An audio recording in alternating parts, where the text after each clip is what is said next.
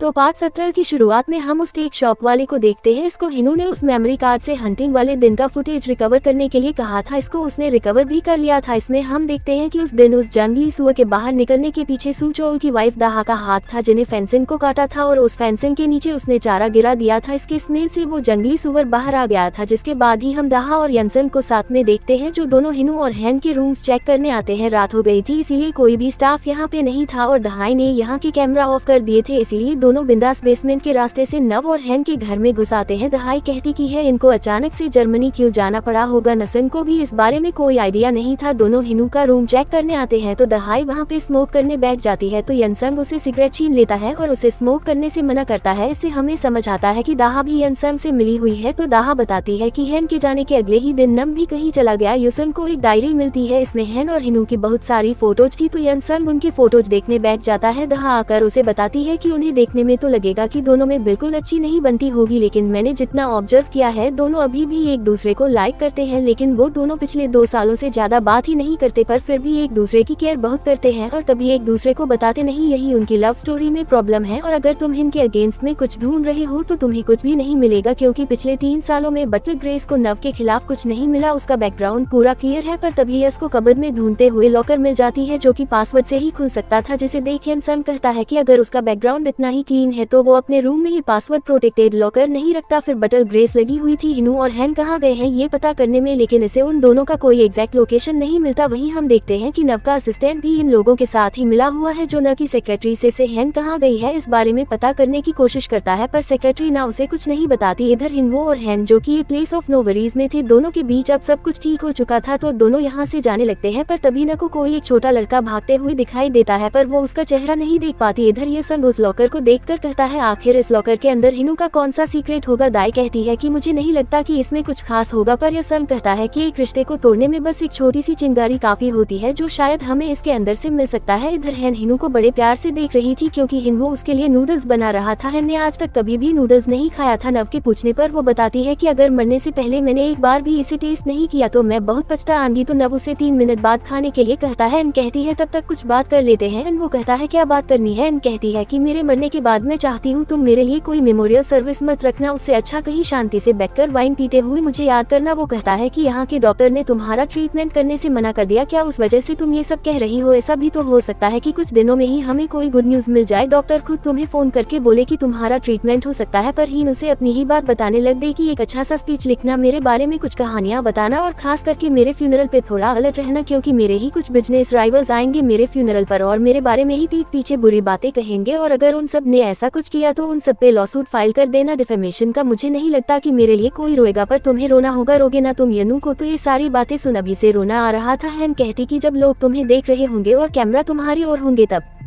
रोना। यन वो पूछता है क्या तुम चाहती हो मैं रोऊं। न कहती हाँ और नहीं भी मैं चाहती हूँ मेरे जाने के बाद तुम सैड फील करो, पर यह भी चाहती हूँ कि तुम ज्यादा सैड मत होना। अगर तुम मुझे जिंदगी भर याद रखोगी तो मुझे तुम्हारे लिए ठीक तो नहीं लगेगा, पर मैं ये भी नहीं चाहती कि तुम बहुत जल्दी मूव ऑन कर जाओ ना। वो कहता है अब बस करो, 9 मिनट हो गए, खाना खा लो। एन कहती बस आखिरी बात बाकी है, मेरी एक विल है। हमारी शादी से पहले मुझे ये विल बनानी पड़ी थी, वरना मॉम ने कहा था कि वो हमारी शादी को एक्सेप्ट नहीं करेगी। इसके अकॉर्डिंग मेरे बाद तुम्हें कुछ नहीं मिलेगा, पर मैं अब उसे रिवाइज करने वाली हूँ। मुझे बस तुमसे किसी भी हाल में शादी करनी थी, इसीलिए तब मैंने कैजुअली उस विल को बना लिया था। विल की बात सुनकर ही हिनू को बुरा लगता है, क्योंकि अब भले ही यनु को विल से कोई फर्क नहीं पड़ता, पर कुछ दिन पहले तक उसने अपने दोस्त के कहने पर एन के विल को चेंज कराने के लिए यही एन की इतनी क्या कर रहा था। वही सोचकर हिनू को बहुत बुरा लगता है, इसलिए उसे कहता है कि ठीक है अगर तुम विल चेंज करना चाहती हो तो करो, मगर अभी नहीं। एन कहती फिर कब करूँ। हिनू कहता है बाद में जब तुम पूरी तरह से ठीक हो जाओगी। जो सन काफी हैप्पी होती है, तो दोनों आराम से मस्त खाना खाते हैं। इधर यंसन को नव की टेबल पे जो सनटैग का कार्ड मिल जाता है, क्योंकि वही शॉप थी जहां यवो ने मेमोरी कार्ड से फुटेज रिकवर करने के लिए दिया था। इधर दाई तो हैन की लिमिटेड एडिशन कपड़े पहनकर घूमने लग जाती है। कहती है मैं इसे कब से खरीदना चाहती थी, पर न कि क्लोजेट में ऐसे कई सारे ड्रेसेस ऐसे ही पड़े हुए हैं। अगर हम लोग इतने अमीर होते तो क्या ही बात होती ना। तो हमें यहाँ ये पता चलता है दहाई ने सचल को अपने झूठे प्यार के जाल में फंसाकर शादी किया था, क्योंकि सचल तो बचपन से ही थोड़ा बुद्धू टाइप का था, इसीलिए उसकी मम उसे बचपन से ही बहुत ही महंगे जिनसन खिलाती थी। तो आज भी सचल एक जिनसन खाने वाला था। तभी बमजा आंटी पहुँच जाती है, उनसे पूछती है कि आखिर ये कौन सा प्लांट है, तो मॉम बताती है कि ये जिनसन है। ऐसा कहा जाता है कि ये बहुत ज्यादा पावरफुल होता है। इवन पुराने लोग कहते थे जिनसन खाकर मरे हुए भी जिंदा हो सकते हैं। चसन बमजा इसे हैन के लिए मांग लेती है तो हैन की मम कहती है कि उसे भला इसकी क्या जरूरत पड़ी, वो तो बचपन से इतनी स्ट्रांग है ना, उसका दिमाग भी बहुत तेज है। सचल कहता है क्या आप उसे सुपर वुमन बनाना चाहती हो। आंटी चिल्ला कर कहती कि वो स्ट्रांग नहीं है, वो भी तो बीमार पड़ सकती है। नाना की मॉम कह देती कि मैं इसे बस अपने बेटे के लिए लाई हूँ। आंटी कहती कि कभी तो अपने बेटी के बारे में सोच लिया करो। मम कहती है हीन ऑलरेडी बहुत हेल्दी है, उसे कई सालों से सर्दी तक नहीं हुई, तो फिर से ये जिनसन खाने की क्या जरूरत है। आंटी उन्हें काफी समझाने के लिए कहती है उन्हें ये देने के लिए, पर ये माँ बेटे दोनों जिनसन देने का नाम ही नहीं करते। इसलिए आंटी तो सचल पे गुस्सा करके चली जाती है और अपने भैया यानी हैन के डैड के पास आती है। आंटी इन सबको हैन की कंडीशन के बारे में बताना चाहती थी, पर हैन से की ये प्रॉमिस की वजह से नहीं बता पा रही थी। हैन के डैड जो कि एक टर्मिनली स्नेल को पत्ते खिला रहे थे, स्नेल उनका पेट था, पर स्नेल को कोई प्रॉब्लम है जिस वजह से ये स्नेल जल्दी ही मरने वाला है। इसलिए हैन के डैड बहुत दुखी होते हैं। जबकि आंटी तो रो ही पड़ती है क्योंकि उन्हें फिर से हैन की याद आ गई थी। हैन के डैड जो इस पेट के मारने के बारे में सोचकर इतने दुखी थे, जब उन्हें अपनी बेटी के कंडीशन के बारे में पता चलेगा तब ये कितने ज्यादा दुखी होंगी। यही सोचकर आंटी तो बहुत रोने लग जाती है, जिसे हैन के डैड समझ लेते हैं कि बमजा अपने किसी प्रॉब्लम के लिए रो रही है, इसलिए वो इसे कंसोल करते हैं। आंटी इन्हें हैन के बारे में बताना चाहकर भी नहीं बता पाती, इसीलिए वो और ज्यादा दुखी होती है। इधर न और हिन वो होटल रूम में होते हैं, टाइम पास के लिए टीवी देखना चाहते थे, लेकिन सारे चैनल तो जर्मन थे, इसलिए हिन वो टीवी ही बंद कर देता है। तो न कहती है कि मैं सोने के लिए सामने वाले रूम में जा रही हूँ, तुम्हें जहाँ मन करे तुम सो जाओ। तो नव कहता है कि फिर क्या मैं पीछे वाले रूम में सो जाऊँ। हैन के कहने का मतलब ही वो नहीं समझ पाया, तो हैन कहती कि मैंने तो ये नहीं कहा, जहाँ भी तुम्हारा मन करे वही सो जाओ, जहाँ तुम्हारा दिल करे, जहाँ तुम सोना चाहो वही चले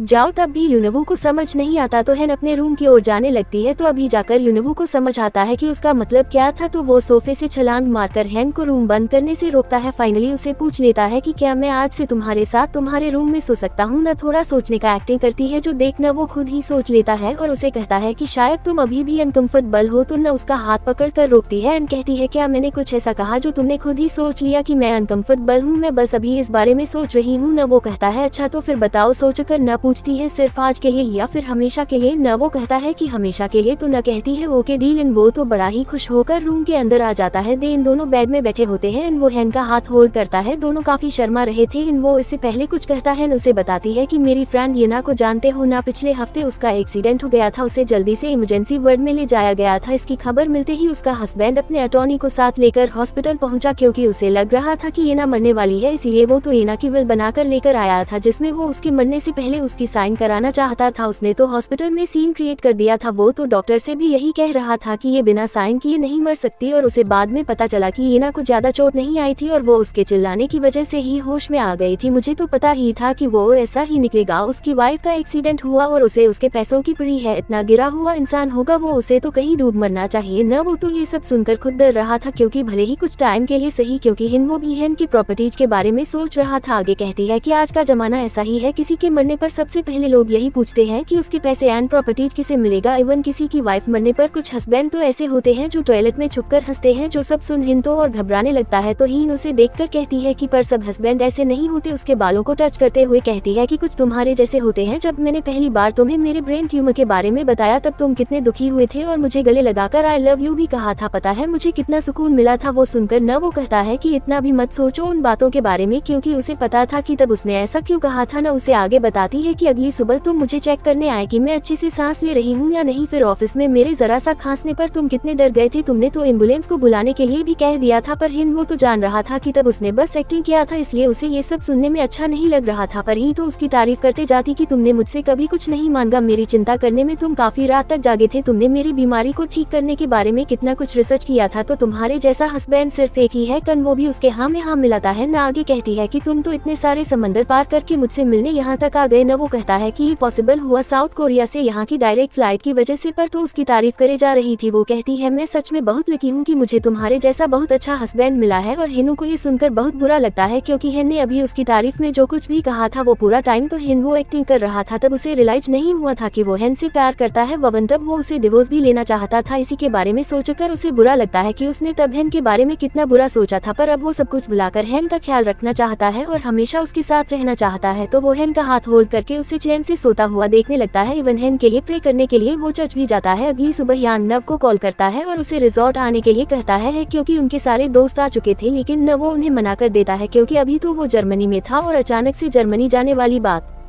उसने अपने बेस्ट फ्रेंड यान को भी नहीं बताया था, इसलिए यान तो समझ जाता है और अब उसे पूरी तरह से बिलीव हो जाता है कि हिव को फिर से न से प्यार हो गया है। हिनवू जैसे ही होटल पहुंचता है न उसे एक गुड न्यूज देती है कि उस मेडिकल सेंटर के डॉक्टर ने मुझे मेल भेजा है, एक और तरीके से मेरा इलाज हो सकता है। तो हमें यहाँ पता चलता है कि हिन ही उस डॉक्टर के पास गया था और उसके इस मेडिकल रिसर्च सेंटर पे लॉ सूट फाइल करने की धमकी दी थी, क्योंकि उन्होंने हेन से ये बोलकर ही मिलियन डॉलर का फंडिंग लिया था कि वो लोग हेन का ट्रीटमेंट कर सकते हैं, क्योंकि हिन ने ही इनका कॉन्ट्रैक्ट बनाया था। इसमें उसने एक खास क्लॉज मेंशन किया था कि अगर इस मेडिकल सेंटर ने न का इलाज करने से मना कर दिया तो हम आप पर फ्रॉड का केस कर सकते हैं। तो फिर आप सोच लीजिए कि आपकी इस मेडिकल सेंटर का क्या होगा, इसीलिए कम से कम एक बार ट्राई तो करिए। तब डॉक्टर ने बताया था कि एक तरीका है, इससे हम हिन के व्हाइट ब्लड सेल्स को बढ़ा सकते हैं, इसे फिल्ग्रास्टीन शॉट कहा जाता है, पर मैं कोई गारंटी नहीं दे सकता कि वो इसे पूरी तरह से ठीक हो जाएगी। तो कमिंग बैक टू प्रेजेंट है ही नहीं, ये देखकर बहुत ही ज्यादा खुश होती है। वो कहता है देखा मैंने कहा था ना कि कोई ना कोई गुड न्यूज जरूर आएगी। तो हेन को इतने टाइम बाद इतना खुश देखकर न वो बहुत खुश होता है। और इसी के साथ पार्ट 17 का एंड यहीं पर होता है। तो वीडियो पसंद आए तो वीडियो को लाइक कर देना, चैनल पर पहली बार आए तो do subscribe and hit the bell icon. जल्दी ही मिलते हैं अगले पार्ट में, तब तक के लिए take care and bye bye.